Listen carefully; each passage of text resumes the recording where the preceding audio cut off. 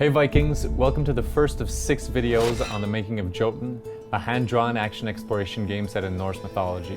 My name is Will, and I'm the creative director and founder of Thunder Lotus Games, a small indie studio from Montreal. Hope you enjoy it.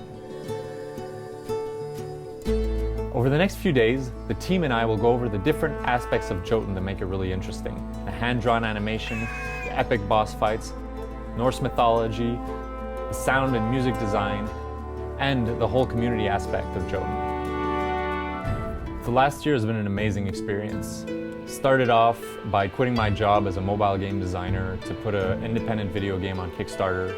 It took a lot of help from friends and people I knew to help me set up the Kickstarter campaign. Let's just say that I owe a lot of favors to a lot of people. Our goal was fairly ambitious, $50,000. From a nobody, a first game for an indie studio. A lot of people told me that we wouldn't be able to do it, but you guys obviously proved everyone wrong and overfunded the campaign. The idea for the game came from our research about old texts, really, and the more I read, the more I knew it was just the perfect setting for a game. Surprisingly, the mythology hasn't been that exploited in popular culture. Very few actually go into the texts and share these stories, which are super crazy. After that, once we knew we wanted to do something with Vikings, we thought of different names, stumbled upon Jotun, the word that means giant in Old Norse.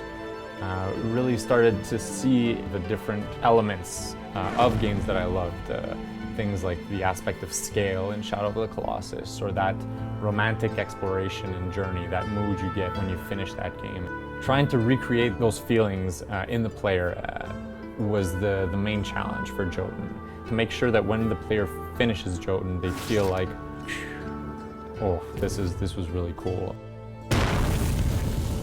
That's kind of like the creative direction of the game, and then how do we translate those emotions into game mechanics?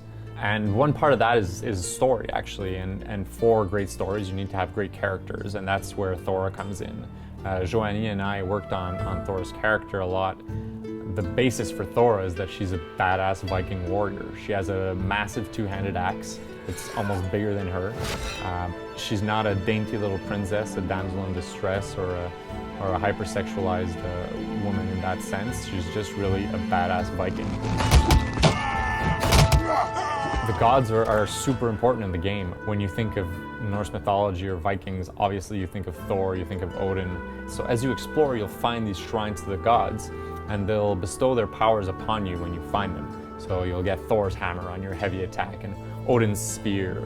And these are the way that the player can connect with the gods in the game. And also it creates a character progression. It gives you different abilities, and it means that exploration is important, because if you don't explore, you won't find the god powers, and then the fights against the Jotun will be quite a bit more difficult. So we're trying to take these elements and bring them into the game as much as possible. And obviously in some cases we take creative liberties, but that's really just to make the gameplay experience all that much better. We really hope that you liked our release trailer, and until launch next Tuesday, we'll be releasing a making of video every day. Next Tuesday will be your time to impress the gods.